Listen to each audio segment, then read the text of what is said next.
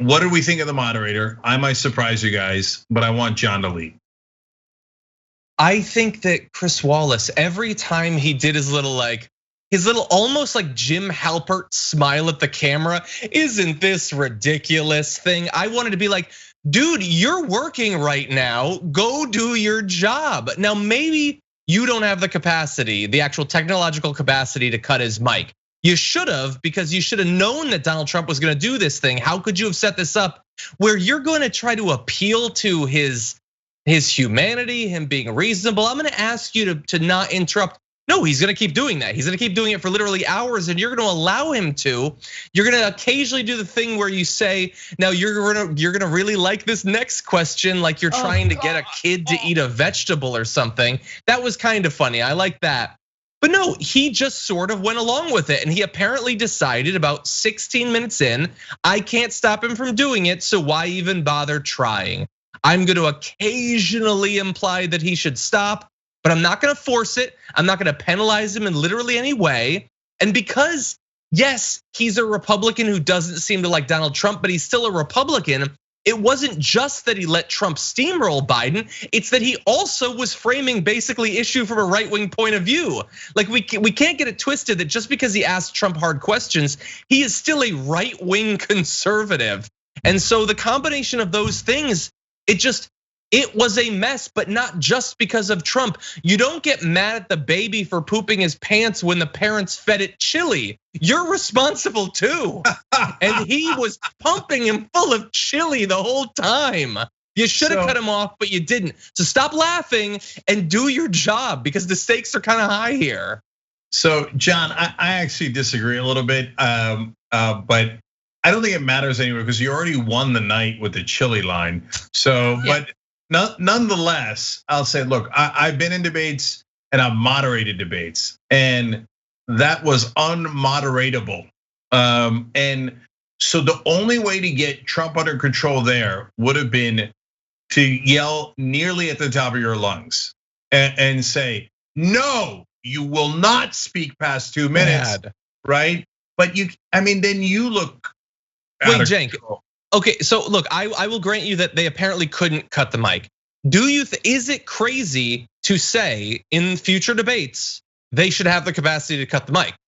They did it in the Democratic primary debates. And talk to Andrew Yang. I think they should. I absolutely think they should. Trump is gonna keep doing this. And by the way, I think Chris Wallace was a disaster. I'm gonna go further than John. I absolutely hated every single time he was like, "Oh, Trump, you're gonna love this. You're gonna love this. Oh, Trump, you're gonna love this." Who cares what Trump is gonna love? Okay, you're the moderator. How about don't be so considerate of Donald Trump and his feelings. Ask the tough questions of both candidates, and when Trump is interrupting, shut him up. Find a way to shut him up. That's your job as a moderator. But Chris Wallace was like giggling about it. It was super frustrating. I hear you, Anna, but like he was doing it out of unbelievable frustration. But Chris Wallace has been in media for a long time, and he's a Fox News host. The rest of the moderators left have got to be sweating bullets. Because they are actually not anywhere near as forceful as Chris Wallace. Chris Wallace is actually one of the more forceful guys on TV. Wait till you see what Trump does to those moderators. So I think maybe that you guys are right, that the only option they're gonna have is to be able to cut the mic, because if they can't cut the mic, you're gonna see in future debates, Trump is gonna be worse than this. Now, the opposite argument to not cutting the mic and just letting them do what they do is Trump got killed according to the polling. He did disastrously in this debate, and so he showed his true self, and people didn't like it. So, I keep going back to this because it's so amazing. Frank Luntz is the top Republican pollster. He did a focus group. One of the words that stuck out about Trump was crackhead. It's unreal. I mean, I've never seen that in a debate from any politician, let alone the president of the United States. So crackhead's gonna crackhead. And if the moderator lets him do that in a sense, well, he's exposed him for who he is.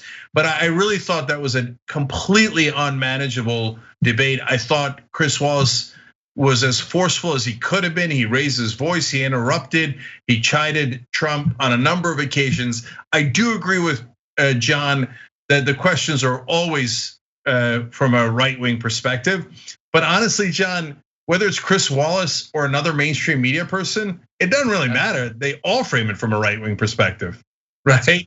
And so the last thing I'll give Wallace credit for is the white supremacist question was good because Trump's nuts and he might not denounce white supremacists, and he didn't, so that was a good question.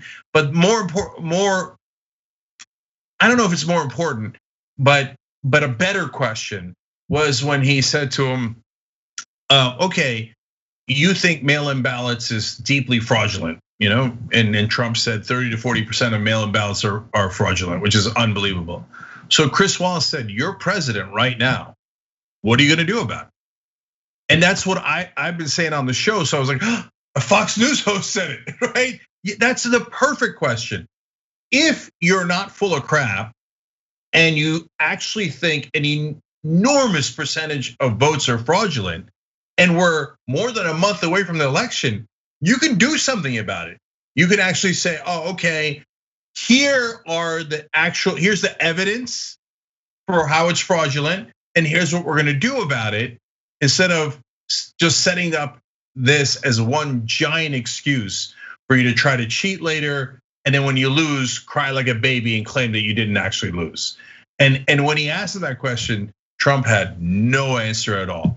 He just kept saying, it's unfair, it's ridiculous, it's unfair. And Wallace repeated a couple of times, okay, then what are you going to do? But Trump has this problem overall, which is he doesn't realize he's president. He just keeps complaining about the state of the country. He keeps complaining about his own officials. He did in other parts of the debate as well. And of course, he famously said about coronavirus, I take no responsibility at all. And that does summarize Trump pretty well, and Wallace did get that out of him. But nonetheless, apparently I'm outvoted 2-1, and John did have the chili line. So sorry, Chris Wallace. Apparently, you didn't pass the test. Yeah, Wallace sucks. Thanks for watching The Young Turks. Really appreciate it. Another way to show support is through YouTube memberships. You'll get to interact with us more. There's live chat emojis, badges. You've got emojis of me, Anna, John, JR. So those are super fun. But you also get playback of our exclusive member-only shows and specials right after they air. So all of that, all you gotta do is click that join button right underneath the video. Thank you.